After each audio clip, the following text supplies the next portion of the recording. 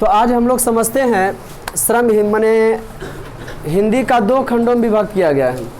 हिंदी को 10 क्लास के हिंदी के दो भागों में बांटा गया, एक पद खंड हो गया और एक गद्य खंड हो गया। पद खंड का मतलब होता है कविता और गद्य खंड का मतलब होता है कहानी। बड़ा मज़ा आने वाला है। इस पर फिर ऑब्जेक्टिव देंगे। क्या देंगे? ऑब्जेक्टिव देंगे। फिर इसको कल आपको डीलिंग करना बनाना है और खूब बेहतरीन चैप्टर है जो ज़िंदगी भर काम देगा। बहुत मोटिवेशनल चैप्टर भी है। देखिए, श्रम विभाजन और जाति प्रथा, इसका मीन्स हो गया, इसका मतलब हो गया काम का बंटवारा और जाति प्रथा। एक देहाती भाषा में कहावत है बाबू, जिसके गोड़ में फटे ब्याई वही जाने दर्द के हाल। क्या जी बोले? नहीं बढ़िया लगा, वो लगने से नहीं बात है। जिसके गोड़ में फटे ब्याई, इसका मतलब ये हो गया ना कि जिसके घर में घटना घटता है ना, अगला आदमी को की लगता है सिंपल सा बात है, कोई बात नहीं, मान लीजिए ऐसे कीजिए वैसे की। कोई आदमी आपसे बिछड़ गया, कोई मर हेरा गया, आप समझाने जाइए, कुछ नहीं, हटाइए, नहीं सब होता है, सब होगा, सबके घर में ऐसा होता है। ठीक समझे कि ना? लेकिन वो जिसके साथ घटना घटा वो उतना जल्दी मान लेता है, क्योंकि दर्द तो वही समझ सकता है जो रात दिन बैठा उठा है ना जी, जिसके साथ घटना घटा है। बेटा इतना लाइफ में याद रखना, बिना मेहनत के आदमी महान नहीं होता। बिना मेहनत के आदमी महान नहीं, बिना परिश्रम के जो है आदमी महान नहीं होता है। इतिहास गवाह बेटा, जब तक पत्थर पर पड़े ना हथौड़े से चोट, तो पत्थर भी भगवान नहीं होता है। तो मेहनत तो करना पड़ेगा आपको। हीरा की तरह चमकने के लिए हीरा की तरह घिसाना होगा, जैसे भीमराव अम्बेडकर घिसाए।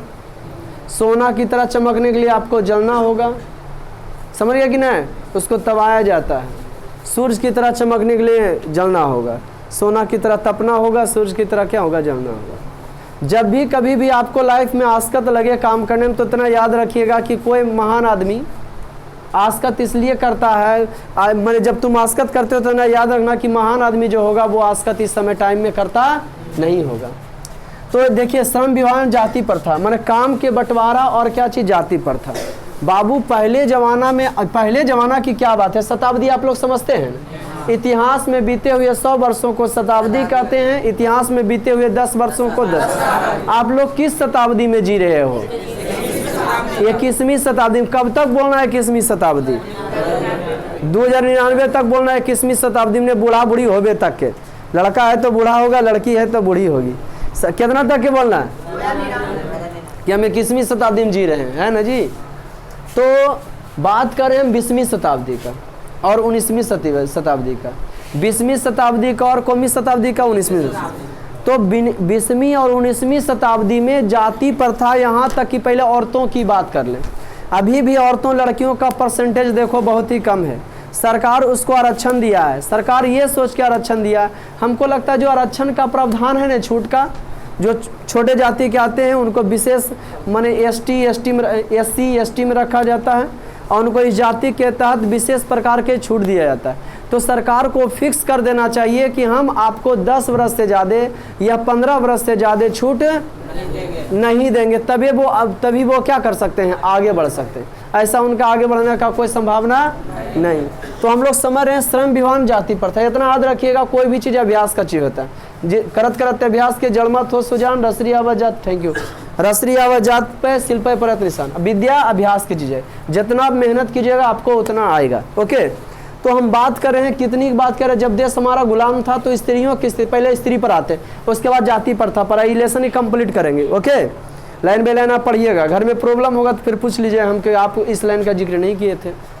तो आज सिर्फ लेक्चर चलेगा इस पर, पूरा इलेक्शन कंप्लीट भी हो जाएगा। तो पहले स्त्रियों की बात करते हैं। तो हम बात कर रहे हैं, ये जो भारत आपका है, हम बात कर रहे हैं कि यह भारत आपका जो था, यह है अभी है ना। तो यहाँ पे क्या घटना घट गया भाई? कहाँ? भारत में। कहाँ जी? यहाँ पे केरल था। स्त्रियों का स्थिति बहुत ही दयनीय था। केरल में जो है छोटन जाति के औरतों को मूला कर देना होता था। कौन कर देना होता था?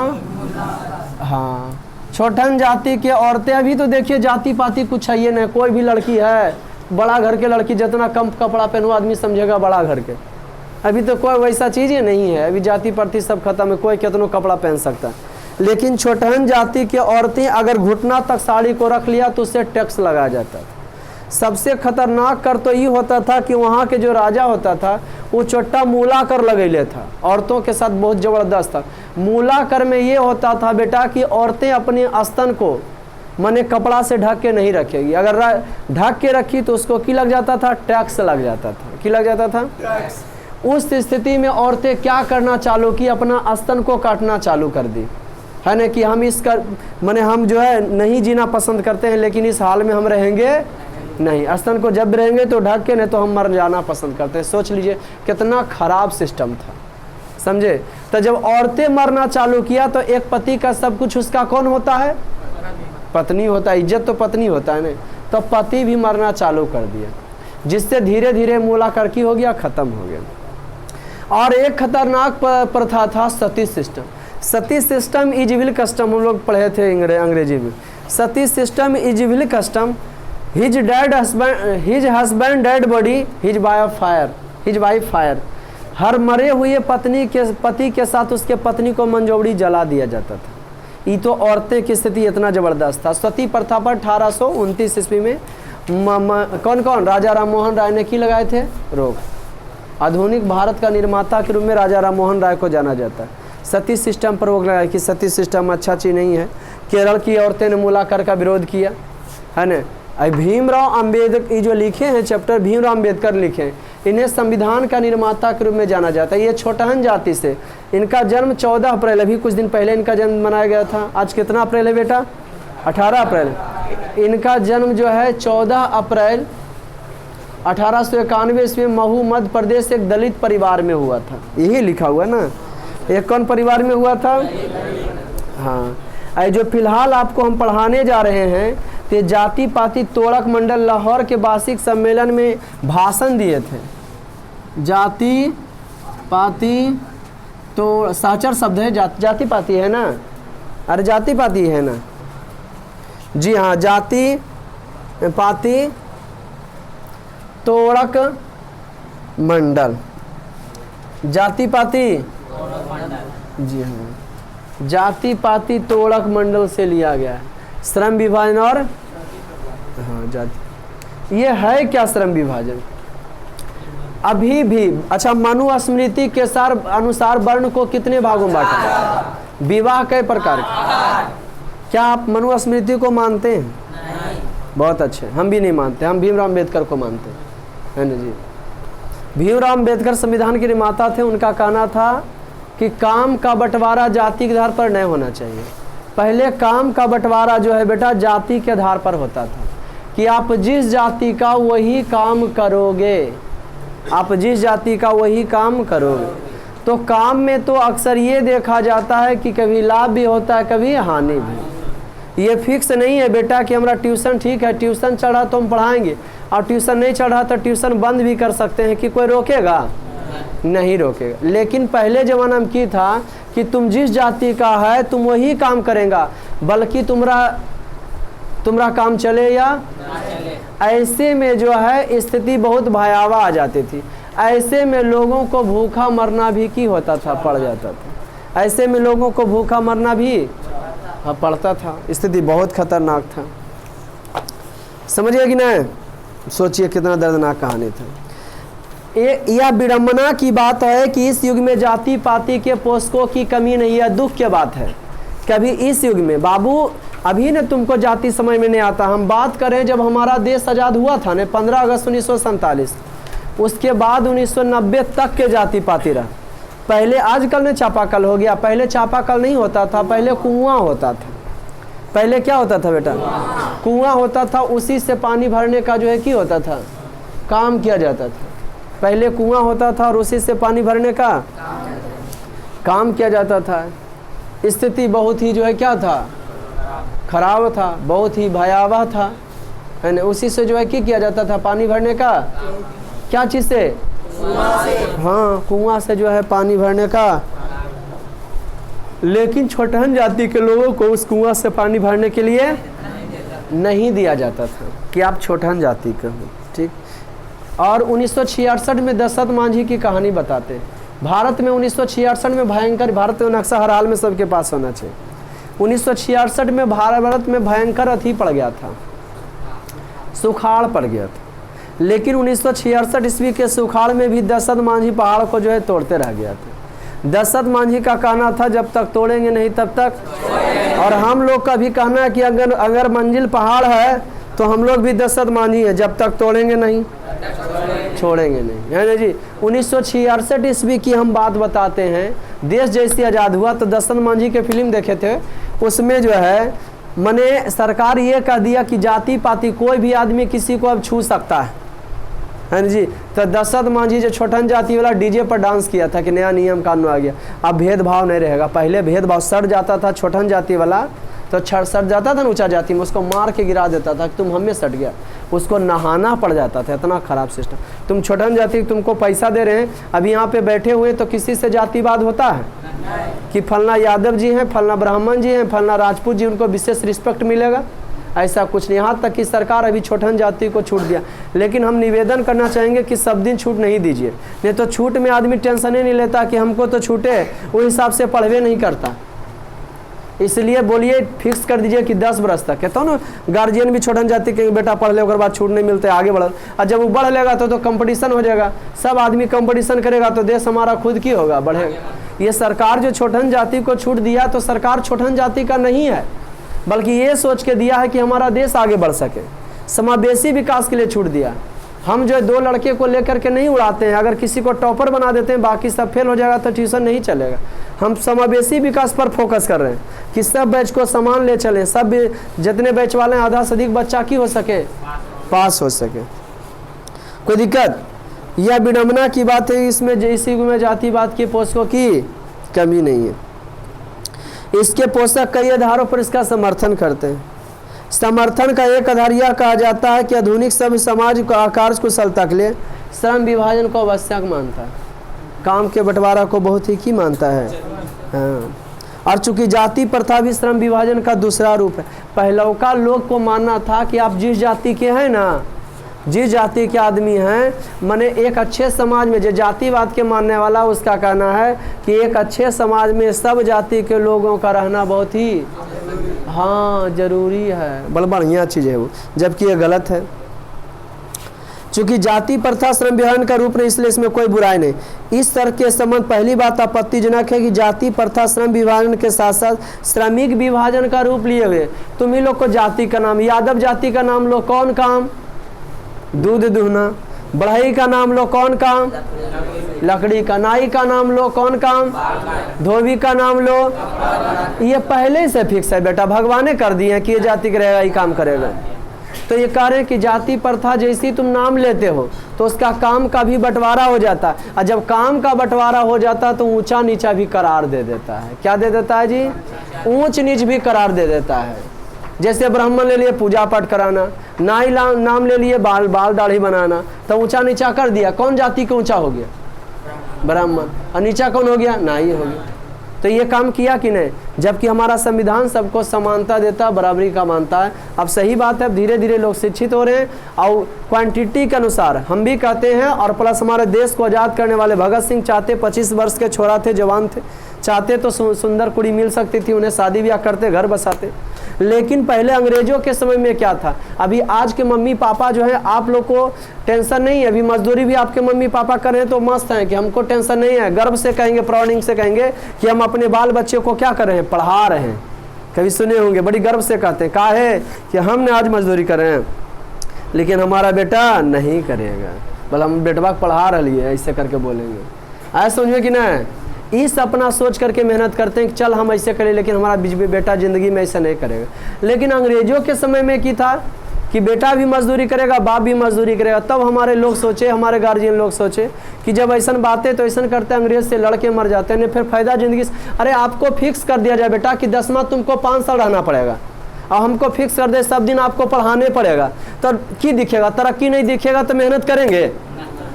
तो उन लोग क्या किए, भारतीय वासियों से लड़ना चालू कर दिए कि मनमानी काम करने के लिए तुम देवे नहीं करोगे तो हम क्या करेंगे, उससे लड़ना चालू कर दिए। आदमी को काम कैसे मिलना चाहिए? इच्छा के अनुसार मिलना चाहिए। बेरोजगारी किसको कहते हैं? मजदूरी का काम नहीं मिलेगा। जो BA MBA कर लिया है, इंजीनियरिंग कर लिया, मजदूरी काम भी मिल सकता है उसको, लेकिन वो काम नहीं करेगा, लाज बरेगा उसको कि हम इंजीनियरिंग कैले हैं, हम डिग्री ले लें, ITI कैले, IIT कैले हैं, हम इस छोटा मोटा काम करेंगे, तो उसी को की कहते हैं? बेरोजगारी। जब आदमी को इच्छा के अनुसार काम नहीं मिलता उसको की कहा जाता है? बेरोजगारी। जब अभी देखो 2 साल लॉकडाउन लगा तो हम सब्जी बेचे लगे, क्योंकि हम ये काम करते हैं, वो काम में हमको मन नहीं लगेगा। ऐसा समझ में कि नहीं? जिस काम में आदमी को मन लगता है वही काम को अपनाना चाहिए जिंदगी में अगर तरक्की चाहते हो तो। जिसमें हर हाल में लड़का तो फिक्स है, लड़की को तो छोड़ो, चूल्हा चक्की सोच अभी तक ही, चूल्हा चक्की और सफाई हो वाला सिस्टम है। लेकिन लड़का लोग का कि बेटा जब तक तुम जो है हाँ कमाओगे नहीं, गुंजाइश नहीं, अब तुम पर डिपेंड करते हो कि ज़िंदगी में तुम कौन काम पकड़ते हो। अभी मेहनत करके ज़िंदगी 4-5 साल अगर मेहनत करते हो तो ज़िंदगी भर आराम वाला काम करोगे, इधर मस्ती कर लेते हो, ज़िंदगी भर मजदूरी वाला काम करोगे। कमाना तो लेकिन पड़ेगा, फिक्स है ये कि कह दो कि यहाँ पे बैठे हुए जितने बच्चे हैं क्या कहो कि मम्मी पापा ऐसा हैं कि बेरोजगारी आदमी कोई काम नहीं करते। अगर गलती से बेरोजगारियाँ भी हैं, दादा के खेत घर बेच के खाते हैं, तो तुम लोग मिल के और मम्मी मिल के कितना उनका गंजन करते हो, समझ रहे हो कहानी की ना है? तो इसलिए बेरोजगारी आदमी का कोई जो है क्या है बेटा, हाँ कोई वजूद, कोई वैल्यू नहीं रहता। समाज में कुछ बोला जाएगा तो लोग उसका बात को मानेंगे नहीं, लोग उसके बात को सुने। तुम अपने पापा के बारे में बता रही हो तो अलगे प्रवचन ट्यूशन काहे चालू कैले? पैसा हम ही लेंगे बेटा, तुम ट्यूशन चलाओ कितना। ये बहुत ही खराब प्रथा था, मैंने ऊंच नीच भी करार दे जाता था ना जी। हाँ, स्वाभाविक विभाजन नहीं था। इससे मनुष्य के प्रशिक्षण अथवा उसकी निजी क्षमता का विचार किए बिना दूसरे दृष्टिकोण से माता पिता से सामाजिक स्तर के अनुसार पहले से अर्थात गर्भधारण के समय से ही निर्धारित कर दिया जाता है कि बचवा के मैया बापा जे रहेंगे, बचवा वही जात के रहेगा, वही काम करेगा। जबकि हमारा संविधान ऐसा नहीं मानता है, काम वही करो जो आपको इच्छा अनुसार हो मिले। जाति प्रथा पेशे का दोषपूर्ण निर्धारण नहीं करती, बल्कि मनुष्य को जीवन भर के लिए एक ही पेशे में बांध के रख देता है। और जिस पेशा में रहे कि जिंदगी भर तुमको वही पेशा रहेगा, जिसे तुम हम कितनों मेहनत से पढ़ा लें, हमको जिंदगी भर कह दिया जाए कि आप पढ़ेबे कीजिएगा, तरक्की आपको नहीं मिलेगा, तो इतना मन से पढ़ाएंगे? आप लोग को कह दिया जाता कि मैट्रिक में बोर्ड नहीं है तो फिर आप क्लास करते, मस्त रहते। हम खुदे ने क्लास कराते, इंटर फर्स्ट ईयर के निकलाते कि मज़ा नहीं आता, टारगेट को पढ़ाने मज़ा आता है, समझिए कि नहीं? जो टारगेट रहता है, जिसका मंजिल रहता है, तब आदमी जोर शोर से भी करता है ना, कि जिसमें अब जना दिया जाए कि तरक्की है। जीवन भर के लिए एक पेशे में बांध देती है, भले ही पेशा अनुपयुक्त या पर्याप्त होने के कारण भूखों न मर जाए।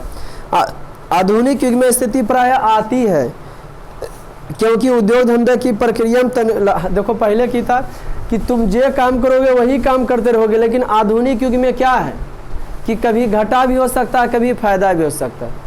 घाटा है तो आप दुकान को बंद कर सकते हैं, लेकिन पहले ऐसा सिस्टम है, तुमको घाटा हो रहा तो हो रहा, लेकिन तुम जिस जाति के वही काम करोगे, दूसरा आप काम कर। इतना भयंकर स्थिति था जिसके कारण मनुष्य को अपना पेशा की करना पड़ता, बदलना पड़ता था। यदि प्रतिकूल परिस्थितियां मनुष्य को अपना पेशा बदलने की स्वतंत्रता न हो तो उसके लिए भूखों मरने के अलावा क्या चारा रह जाता है। हिंदू धर्म की जाति प्रथा किसी व्यक्ति को ऐसा पेशा चुनने की अनुमति नहीं देती जो उसका पैतृक पेशा न हो, जिसका बाप का रोजगार न हो, भले हुआ उसमें पारंगत हो। इस प्रकार पेशा परिवर्तन की अनुमति न देकर जाति प्रथा भारत में बेरोजगारी का प्रमुख व प्रत्यक्ष कारण बनी हुई। कौन? जाति प्रथा। पेशा परिवर्तन की अनुमति नहीं दे रहा था आज़ादी के पहले। क्या पेशा के परिवर्तन नहीं कर सकते? अगर पापा का पूजा पाठ कराते हैं तो आप भी पूजा पाठ कराओगे, तो ये फिक्स है कि अगर पापा पूजा पाठ कराते हैं आपको भी पूजा पाठ करने में मन लगता है। अगर पापा जाति के चमा रहे, फिक्स है कि वो चमड़ा माने जानवर का चमड़ा काटने का काम करते हैं तो आपको भी उसमें मन लगेगा? नहीं लगेगा। जूठन पढ़े थे इंटर क्लास में, बड़ी भयंकर, ओम प्रकाश वाल्मीकि लिखे उसको, है ना जी। वो बेचारा चाचा के साथ चमड़ा ढोने का काम करते हैं, समझे, और उनके बाद उनको नौकरी लगता है तो उनके घारा में ऊंचा जाति का जो है आदमी आके खाता है। तो बताए कि आदमी इतना याद रखो बेटा, पर परिवार दिन दुनिया, जब तक तुम बेटर नहीं बनोगे तब तक तुम्हारा कोई दोस्त बनेगा नहीं। हम लोग की चाहते हैं कि मेहनत नहीं करें, सब आदमी हमरा से दोस्ती करे, सब आदमी हमरा आगे पीछे घूरे, ऐसा संभव है? ऐसा संभव नहीं। खूब दुनिया क्या देखता है? तरक्की देखता है। आप तरक्की कीजिए, पैसा किसी को नहीं दीजिए, वो आपको मानना, आदर सत्कार देना क्या कर देगा? चालू कर देगा। और खाली कोरी सपना देखते रहे हम ये बनेंगे, बड़ा होंगे तो ऐसे करेंगे वैसे देख, धीरे धीरे मेहनत नहीं कीजिएगा आपका सपना धूमिल होते चला जाएगा, समझे कि नहीं। इसलिए जितना बड़ा सपना हम देखते हैं उतना बड़ा मेहनत भी करना पड़ेगा। सपने वो नहीं होते हैं जो हमें सोकर देखते हैं, सपने तो वो होता है जो सुतील नहीं देता है, बेचैन कर देता है कि हमारा ये टारगेट है, हम सो रखे हैं, समझे। इस प्रकार देखिए श्रम विभाजन जाति प्रथा गंभीर दोषों से युक्त है। कौन विभाजन? श्रम विभाजन, जाति प्रथा और श्रम विभाजन, जाति के अनुसार से कम का बंटवारा, ये सही है? काहे नहीं सही है कि आदमी को क्या करता है, एक ही पैसे में बांध के रखता है, आप जिस जाति को उस जातिवाद को बढ़ावा देता है ना। जबकि हमारा देश ऐसा बढ़ेगा? हमारे देश को आज़ादी करने में क्या एक ही जाति के लोग थे? सभी जाति के लोग थे। तो हम जातिवाद, क्षेत्रवाद, भाषावाद क्यों करें? हमारा संविधान इस प्रकार से बना हुआ है कि देश के नाम पर सब एक हैं, और आपका जो सभ्यता है, आपका संस्कृति जो है, आपका जो कल्चर है, उसका पालन कर सकते हैं। इस प्रकार हम देखते हैं कि श्रम विभाजन दृष्टि से जाति प्रथा गंभीर दोषों से युक्त है। जाति प्रथा श्रम विभाजन मनुष्य की स्वेच्छा पर निर्भर नहीं रहता है। जाति प्रथा मनुष्य की इच्छा पर निर्भर, मनुष्य की व्यक्तिगत भावना तथा व्यक्तिगत रुचि इससे कोई स्थान अथवा महत्व नहीं रखता। इस आधार पर हमें यह स्वीकार करना पड़ेगा कि आज के उद्योगों में गरीबी और उत्पीड़न इतनी बड़ी समस्या नहीं है। आज के उद्योग धंधे में गरीबी और उत्पीड़न क्या चीज़ जी? बहुत बड़ा समस्या नहीं है, जितना कि लोग निर्धारित कार्य को अरुचि पूर्वक करते हैं, है ना। गरीबी कह रहे हैं कि गरीबी या उत्पीड़न से सबसे बड़ी समस्या ये है जाति प्रथा, कि गरीब आदमी ठीक है जे काम मिलाओ करे, लेकिन सबसे बड़ा चीज़ ये कि आप जे जतिया के वह कमा कीजिएगा, ओकरा से की होता है, आप तुमको फिक्स कर दिया जाए सब दिन 10 में पढ़ोगे, कह दिया जाए आप तरक्की नहीं करोगे तो पढ़ने में मेहनत करोगे? जिसमें तरक्की नहीं करोगे तो उसमें आप मेहनत नहीं करोगे। फिक्स है कि आप उसमें मेहनत नहीं करना चाहोगे, आप उसमें परिश्रम करना नहीं करना चाहोगे। जैसे आज हमको लगता है कि 20 कमाते हैं, आगे 40 कमाएंगे, इसीलिए ना मेहनत करते हैं, लेकिन फिक्स कर दिया कि रोज़ आप 20 कमाएंगे। सरकारी स्कूल के देखो तो टीचर के बच्चे पढ़ाएं नहीं पढ़ाएं पैसा उतना ही मिलेगा, मस्ती उतना टेंशन लेते हैं, लेकिन यही उनमें रहता कि अगर आप पढ़ाइएगा तो 20 जहाँ मिलता वहाँ 40 मिलेगा। तुरंत कहेंगे माथा दर्द पेट दर्द खत्म हो गया कि इसको कुछ नहीं करता, पढ़ाना चालू करेंगे। ऐसे कभी कभी सरे की कहेंगे बोला आज पढ़ावे मने नहीं करता, सोच लो कि तो मना भी नहीं करते कि नहीं पढ़ावे के, ऐसा है क्या भूख के मार मरोगे सब मनाते करे लगेगा, है समझिए। तो ये देखो फौजी आदमी आप मानेंगे जितनी कि लोग निर्धारित कार्य को रुचि के साथ केवल व्यवस्था पूर्वक करते हैं, ऐसी स्थिति स्वभावतः मनुष्य को दुर्भावना से ग्रस्त रहकर टालू काम करने और कम काम करने के लिए प्रेरित करता है। टालू काम करने और कम काम करने के लिए भी क्या करता है? ऐसी स्थिति में जहाँ काम करने वालों का दिन ना लगता है ना दिमाग, कोई कुशलता कैसे प्राप्त कर सकता है? तो उसमें कोई भी व्यक्ति तरक्की प्राप्त, जहाँ ना काम करने वाला का दिल लगता है ना दिमाग। अतः निर्विवाद रूप से सिद्ध हो जाता है कि आर्थिक पहलू से भी जाति प्रथा हानिकारक प्रथा है। यह निर्विवाद रूप से सिद्ध हो जाता है कि जाति प्रथा भी कैसी प्रथा है, क्योंकि यह मनुष्य के स्वाभाविक प्रेरणा रुचि आत्मशक्ति को दबा कर उन्हें अस्वाभाविक नियमों में जकड़ कर निष्क्रिय बना देता है, जकड़ कर की कर देता है। अब मैं समस्या के रचनात्मक पहलू को लेता हूँ, समस्या से युक्त जो है रचनात्मक पहलू लेता हूँ। मेरे द्वारा जाति प्रथा की आलोचना सुनकर आप लोग मुझसे यह प्रश्न पूछना चाहेंगे कि दी मैं जातियों के विरुद्ध हूँ। किसके विरुद्ध हूँ? फिर भी मेरी दृष्टि में आदर्श समाज क्या है? तो हमारी दृष्टि में बढ़िया समाज क्या है? मेरा उत्तर होगा कि मेरा आदर्श समाज स्वतंत्रता, समता, भ्रातृत्व पर आधारित होगा। स्वतंत्रता होगा, समता होगा और भाईचारे से युक्त होगा, और मेरा बढ़िया समाज वही है। जैसे अभी हम जाति प्रथा के बुराई किए, हम नहीं किए, भीमराव अंबेडकर किए, तो आपके मन में एक क्वेश्चन आ सकता है कि बढ़िया समाज क्या है? तो भीमराव अंबेडकर के अनुसार आज जो शहर बस रहे हैं ना, तो वो जाति पाति नहीं मान रहे हैं।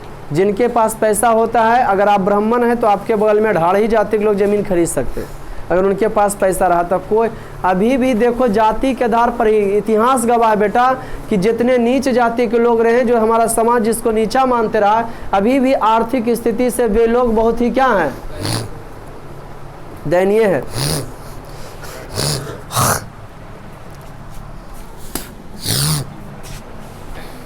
अभी भी छोटहन जाति के लोग को देख लो, अमीर होते हैं कि गरीब होते हैं? जो छोटा जाति का नेता है वो अमीर रहेगा। जैसे जीताराम मांझी किनका नेता है? मांझी का, वो अमीर रहेगा।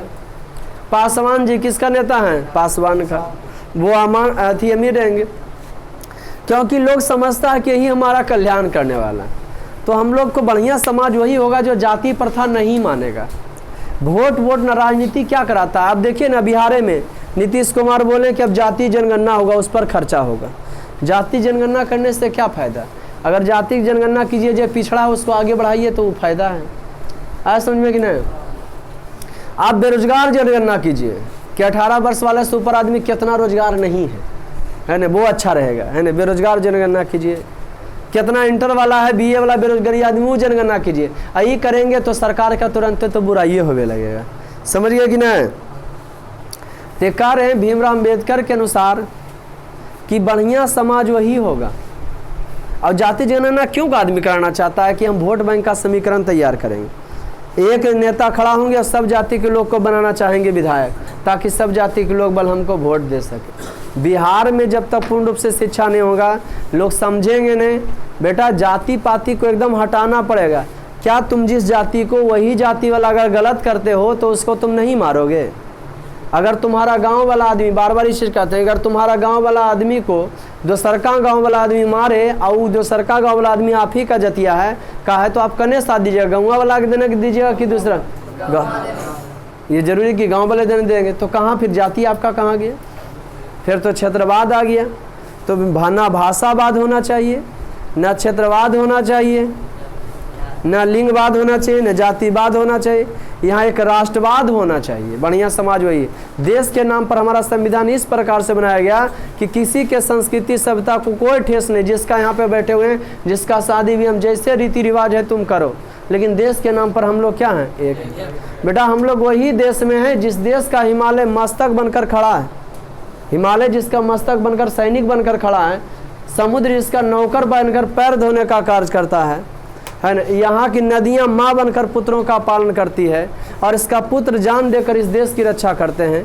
आई एम प्राउडिंग ऑफ इंडियन, है ना। हमें खूब गौरवान्वित महसूस होता है कि हम एक भारतीय हैं।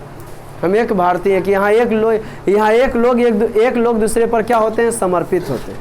यहाँ सब जाति के लोग हैं, लेकिन भारत एक धर्मनिरपेक्ष देश है, सभी देशों को समान मानता है। भारत में बुद्ध जैसे, भारत में महात्मा गांधी जैसे लोग हुए हैं, तो भगत सिंह जैसे भी लोग हथियार उठाने वाले हुए हैं। यहाँ आपको दम मत पूछो, यहाँ की संस्कृति सभ्यता मिश्रण मिलेगा। समझे कि नहीं? रंग बिरंग यहाँ कलरफुल मिलेगा। समझे कि नहीं? तो यही हमारा भारत देश। सोने की चिड़िया कहा जाता था इसको, लेकिन अंग्रेजों ने सोने की चिड़िया को लूटा। मुस्लिम शासक तो उतना परेशान नहीं किया, लेकिन ये छोटा जो आता था चुरा चुरा ले जाता। मुस्लिम शासक वजह आक्रमण करके एजा लूटना चाहते थे, माने धन दौलत यही रहता था। लेकिन जब अंग्रेज आया तो हड़पना चालू किया कि हम नहीं रहेंगे, जितना हो सके लूट के अपना देश लेके चले। यूरोप ले जाना वो चालू कर दिया। कोई दिक्कत? तो कह रहे हैं कि हमारा आदर्श समाज वही होगा, हमारा बढ़िया समाज वही होगा जिसमें सब जाति के क्या रहेंगे? लोग रहेंगे। जिसमें सब जाति के लोग मैत्री पूर्वक रहेंगे, वही हमारा कौन समाज कहलाएगा? बढ़िया समाज कहलाएगा। वही समाज जो है मैच्योर समाज कहलाएगा। ठीक है, वही हमारा कैसा समाज होगा जी? बढ़िया समाज होगा। जहाँ दूध पानी के मिश्रण की तरह लोग रहेंगे, पता नहीं चल पाएगा। जिससे भी यहाँ बैठे हुए हैं तो बढ़िया समाज है। आप यहाँ शिक्षा ग्रहण कर रहे हैं, एक बेंच पर हम बता सकते हैं आप लोग को कि आप लोग कौन जाति का है, या एडमिशन कराए हो जो करा लिया, कम से कम जाति पूछते हैं यहाँ पे। जाति का कोई अलाउ नहीं, कोई भी जाति का कहीं भी बैठ सकता है। जब जो आगे आया है, जो पहले आया है वो पहले बैठेगा, जो पीछे जखने आया जो जहाँ बैठे। कि किसी का विशेष वर्चस्व है यहाँ पे, कि किसी का पापा जॉब करते हैं तो किसी का पापा मजदूरी करते हैं तो उसके साथ नहीं बैठेगा। अभी भी भारतवर्ष में एक से एक जो छोटा नथी का है स्कूल है कि अगर आपका माँ बाप नहीं पढ़ा हुआ है तो आप बढ़िया स्कूल में नहीं पढ़ सकते हो। बहुत सारा ऐसा ऐसा सिस्टम ले लिया स्कूल का, है ना जी।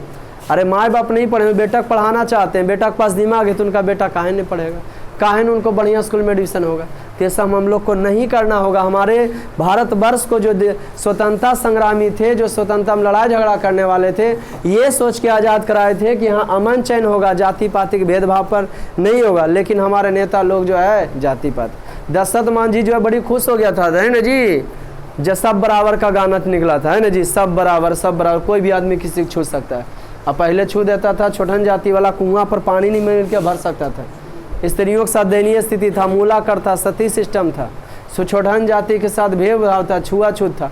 कितना फीलिंग होता होगा, कितना गलत लगता है। भगवान ने फिक्स कर दिए हैं, लेकिन हाँ जाति किया था। देश को आज़ाद करने में सिर्फ एक ही ऊंचा जाति का नहीं लोग रहे, बल्कि सब जाति के लोग रहे। इसलिए हमें हाँ अमन चैन से रहना चाहिए, ईमानदारी पर रहना चाहिए। अगर आप अपने जाति का हो और आप गलत कर दे तो आदमी आपको बकसने वाला नहीं है। भाई को तो एक कट्ठा खेत फालतू देने वाला नहीं है।